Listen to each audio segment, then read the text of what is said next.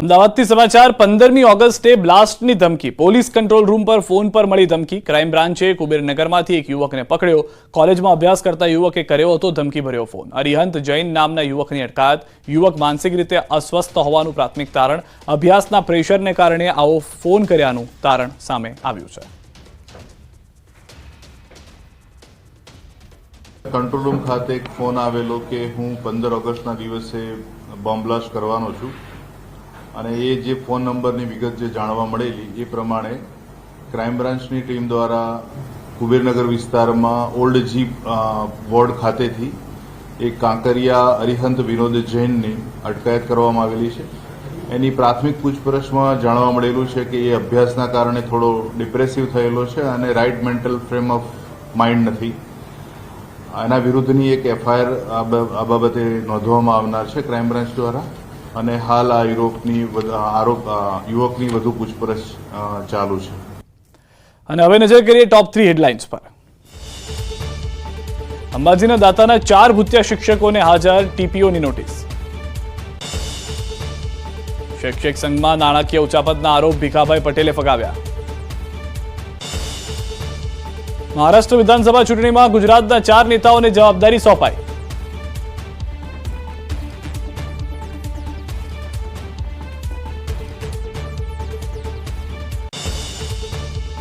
દેશભક્તિના રંગે રંગાવો શાનથી તિરંગો લહેરાવો ન્યૂઝ 18 ગુજરાતી સાથે ઉજવો આઝાદીનો ઉત્સવ મોકલો ઘર પર લહેરાવેલા તિરંગા સાથેની સેલ્ફી વોટ્સએપ નંબર 6303904475 પર મોકલો તિરંગા સાથે સેલ્ફી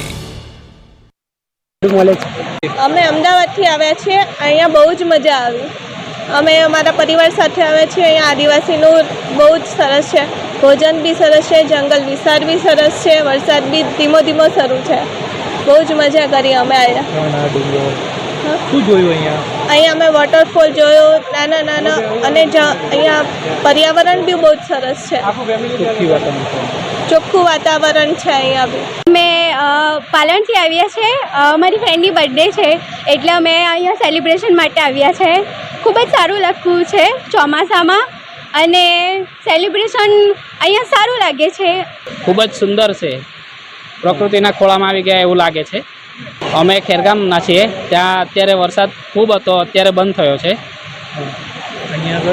અહીંયા બી થોડો આવતો છે એટલે મસ્ત મજા આવતી છે આ અમારે જે આદિવાસી એરિયો છે આદિવાસી તો એરિયામાં અમારે એક માવલી માતા તરીકે અમે પૂજનીએ જે આદિવાસીની કુળદેવી ગણાય એ ટાઈપની અમારી માવલી માતા એની અમે દર વર્ષે પૂજા કરીએ છીએ અને આ જે ધોધ જે પ્રખ્યાત થઈ ગયો હવે એ ધોધ પ્રખ્યાત થઈ ગયો એ મુજબ હવે લોકો દક્ષિણ ગુજરાત એટલે કે સુરતથી અમદાવાદથી બરોડાથી એનો લાભ ઉઠાવવા એમ પ્રકૃતિની વચ્ચે હરિયાળી વચ્ચે એમ મજા આવે એ ટાઈપનું એ લોકો અહીંયા રેગ્યુલર આવે છે 4 મહિના જેવું આવે છે અને રોજગારી પણ મળે છે અને થોડુંક એમ કહેવાય કે સરકાર થોડુંક ડેવલપ કરે તો સારું પાર્કિંગની સુવિધા થાય રોડ રસ્તા થોડા ખાડા ટેકરા એ ટાઈપનું છે એટલે થોડુંક વધારે ડેવલપ થાય તો લોકો વધારે આવે ને એક પેલું થોડુંક નામ બિલપુડીનું નામ કે થોડુંક ધોધ મોટા પાયે થાય એ ટાઈપનું આપણે સરકારને રજૂઆત કરીએ છીએ વલસાડ જિલ્લાના છેવાડે આવેલા આદિવાસી વિસ્તાર એવો ધરમપુર અને કપરાડા તાલુકો વિકાસની દ્રષ્ટિએ પછાત માનવામાં આવે છે જોકે કુદરતી તાલુકાઓને છૂટા હાથે કુદરતી સૌંદર્ય બક્ષ્યું છે ચોમાસામાં પહાડોથી ઘેરાયેલું ધરમપુર અને કપરાડા તાલુકામાં કુદરત સોળેકળાએ ખીલી ઉઠી છે વરસાદ બાદ પ્રકૃતિ ખીલી છે અહીંના જંગલો અને પહાડોમાંથી નીકળતા નાના ઝરણા અને નદીઓ પણ ખળખળ વહી રહી છે તો ક્યાંક ઝરણાઓની સાથે સાથે ધોધ પણ આકર્ષણ જમાવી રહ્યો છે આમ તો આ સમગ્ર વિસ્તારમાં અખૂટ સૌંદર્ય ભર્યું છે જોકે ધરમપુરના જંગલોમાં આવેલ ધોધ પર્યટકોને આકર્ષી રહ્યા છે પર્યટકોના સૌથી મનપસંદ સ્થળમાં એક એવું ધરમપુરના બિલડી પુલ નજીક વહેતા ઝરણા અને જાણીતા 2 જોડિયા ધોધ એવા સોના રૂપા ધોધ પર્યટકો માટે માનીતા સ્થળ છે બિલપુડી ગામના છેવાડે પહાડોની વચ્ચેથી વહેતા ઝરણાને લઈને ખૂબસૂરત ધોધ બને છે પહાડોથી નીકળતા ઝરણાને કારણે સર્જાતા સોના રૂપા ધોધના સૌંદર્યને માણવા રોજ મોટી સંખ્યામાં પર્યટકો આવે છે આ ધોધ અને ઝરણાઓમાં નાહીને લોકો કુદરતી સૌંદર્ય પણ માણે છે. તો કૃત્રિમ વોટર પાર્કમાં ઊભી કરવામાં આવેલી રાઇડથી પણ વધુ મોજ મસ્તી મન ભરીને અહીંના ઝરણાઓ અને ધોધ નીચે નાહવાનું લોકો પસંદ કરે છે. સ્થાનિક લોકો માટે આ જોડિયા ધોધ આસ્થાનું પણ કેન્દ્ર છે. અહીંના લોકો આ જગ્યાને આદિવાસીઓની કુળદેવી માનતા માવલી માતા તરીકે માને છે. આ ધોધના સ્થળ પર અહીંના લોકો પૂજા અર્ચના કરે છે. આથી આ સ્થળનો વિકાસ કરવામાં આવે તેવી લોકોની માંગ જોવા મળી રહી છે. દક્ષિણ ગુજરાતની જીવાદોરી સમાન ઉકાઈ ડેમમાંથી સતત પાણી છોડાતા બારડોલી તાલુકાના હરિપુરા કોઝવે પાણીમાં ગરકાવ થઈ ગયો છે, જેથી 15થી વધુ ગામોનો બારડોલી મુખ્ય મથકથી સંપર્ક કાપવામાં આવ્યો છે. ઉકાઈ ડેમની પૂર્ણતઃ સપાટી 345 ફૂટ છે. હાલ ઉકાઈ ડેમનું લેવલ 335 મેન્ટેન કરવા માટે ઉકાઈ ડેમમાંથી સતત પાણી છોડવામાં આવી રહ્યું છે. ઉકાઈ ડેમના ઉપરવાસની અંદર આવેલ હાથનુર તેમજ પ્રકાશા ડેમમાંથી પાણી છોડાતા ઉકાઈ ડેમમાં પ્રતિ કલાક પાણીનો વધારો જોવા મળી રહ્યો છે, જેને પગલે નદી બે કાંઠે વહેતી જોવા મળી. બારડોલી તાલુકાના હરિપુરા કોઝવે પાણીમાં ગરકાવ થતા સામે પાર આવેલા 12 થી 15 ગામો મુખ્ય મથકથી સંપર્ક વિહોણા થઈ ગયા છે. સામે આવેલા ગામો પૈકી ગોદાવાડી, ખંજરોલી, ઉનકોસાડી જેવા ગામો સંપર્ક વિહોણા થતા વિદ્યાર્થી તેમજ નોકરિયાત વર્ગોની બારડોલી આવવા માટે 25 કિલોમીટર ચક્રાઓ ફરીને આવવાની નોબત ઊભી થઈ છે. ઉત્તર ગુજરાતમાં મેઘરાજાની કૃપા નહીં થતાં અહીંના ડેમો હજુ ખાલીખમ છે. જળાશયોમાં 40% જ પાણીનો જથ્થો છે. ત્યારે ચોમાસું પૂરું થતાં પહેલા જ પાણીની તંગીના ભણકારા વાગી રહ્યા હતા. ત્યારે ખાલીખમ નદીઓને પાણીથી ભરવા માટેની માંગ ઉઠી, જેને ધ્યાનમાં રાખી અરવલ્લી જિલ્લાને નર્મદાના નીર મળવાનું શરૂ થયું. વાત્રક ડેમમાં નર્મદાનું પાણી આપવાનું શરૂ કરાયું. નર્મદા કેનાલથી 50 ક્યુસેક પાણી વાત્રક ડેમમાં નાખવામાં આવી રહ્યું છે. નર્મદાની મુખ્ય કેનાલમાંથી વાત્રક ડેમમાં પાઇપલાઇનથી પાણી આપવાનું શરૂ કરાયું. વાત્રક ડેમમાં હાલ પાણીનો જથ્થો નહિવત છે. પાણી આવતા ખેડૂતોને સ્થાનિકોની મોટી સમસ્યા દૂર થઈ ગઈ. તો રાજ્ય સરકારે સૌરાષ્ટ્ર સહિત ઉત્તર ગુજરાતને નર્મદાના પાણી આપવાનો નિર્ણય કર્યો. ત્યારે બનાસકાંઠામાં નર્મદા મેઇન કેનાલ ટોટાણા એસ્કેપથી 311 ક્યુસેક પાણી છોડાતા કાંકરેજના કેટલાક ગામોને એલર્ટ કરાયા છે. નદી વિસ્તાર નજીક આવેલા કાંકરેજના ટોટાણા, સિયા, સુદ્રો, સણ, સોહનપુરા અને ભદ્રેવાડી ગામોને સાબદા કરાયા છે. સરદાર સરોવર ડેમમાંથી કોઈપણ સમયે પાણીનો જથ્થો છોડવાની સ્થિતિને લઈને સૂચના આપવામાં આવી. હાલ કાંકરેજ મામલતદારે નદી વિસ્તારના ગામોને તાકીદ કરી છે.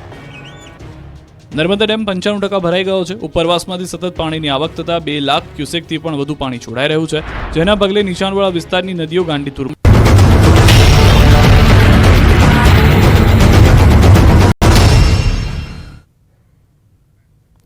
વિરમબાદ આપનું સ્વાગત છે. મુખ્યમંત્રી ભૂપેન્દ્ર પટેલ નડિયાદ પહોંચ્યા છે. સરદાર પટેલના જન્મ સ્થાને પુષ્પાંજલિ અર્પી સીએમ ભૂપેન્દ્ર પટેલે સૂતરની આંટી પહેરાવીને પાઠવી શ્રદ્ધાંજલિ. મુખ્યમંત્રી ભૂપેન્દ્રભાઈ પટેલે સંતરામ મંદિરની લીધી મુલાકાત. મંદિરમાં દર્શન કરી આશીર્વાદ લીધા.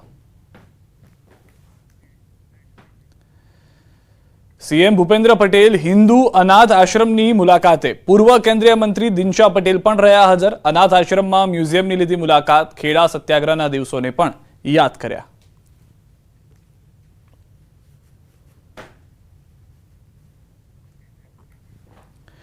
રાષ્ટ્રપતિએ સ્વતંત્રતા પર્વ નિમિત્તે પોલીસ ચંદ્રકોની જાહેરાત કરી છે, જેમાં ગુજરાત પોલીસ દળના 21 પોલીસ કર્મીઓને ચંદ્રકોનું એલાન કરાયું છે.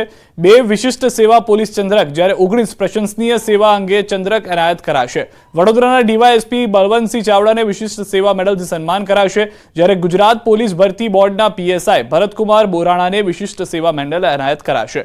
પ્રશંસનીય સેવા અંગે ગુજરાતના 19 પોલીસ અધિકારીઓને મેડલ અપાશે. IPS RV Chudasama, IPS SV પરમારને પ્રશંસનીય સેવા અંગે medal, IPS AM Muniya, DYSP Bipin ઠક્કરને પણ મેડલ અપાશે. નીરવસિંહ ગોહિલ, જગલકુમાર પુરોહિત, કૃષ્ણકુમાર ગોહિલ, દિનેશભાઈ ચૌધરી, કરણસિંહ પંત, કિશોરસિંહ સિસોદિયાને પણ સન્માન મળશે.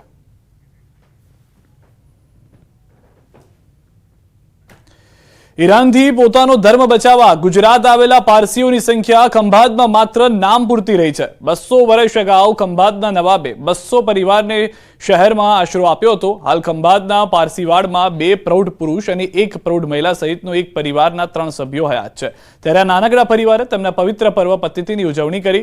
પારસીવાડામાંથી પારસી સમુદાયના લોકો ધંધા રોજગારના અભાવે અન્ય જગ્યાએ સ્થળાંતર કરી ગયા છે. ઈરાનથી અમારો ધર્મ બચાવવા માટે આવ્યા હતા અને અમને ખંભાતના જે નવાબ સાહેબ હતા એમને આશરો આપ્યો હતો. આજે અમારી પટેટી છે તો અમે આજુબાજુવાળા જે અમારા મુસ્લિમ ભાઈઓ છે એની સાથે બધા સાથે હળી મળીને અમારા તહેવાર અમે ઉજવીએ છીએ ને રહીએ છીએ. અમારા પારસીવાડમાં એક જ ફેમિલી છે કે બધા ખંભાતમાં ધંધો ના હોવાથી તો બધા ખંભાત છોડીને જતા રહ્યા. અમારું એક જ ફેમિલી છે અને ચારે બાજુ મુસલમાન ભાઈ છે. ખંભાત શહેર અને એનો આ પારસીવાડાનો વિસ્તાર, ખંભાત શહેરનો આ પારસીવાડા વિસ્તારમાં એક સમયે 200 પારસીઓના પરિવાર રહેતા.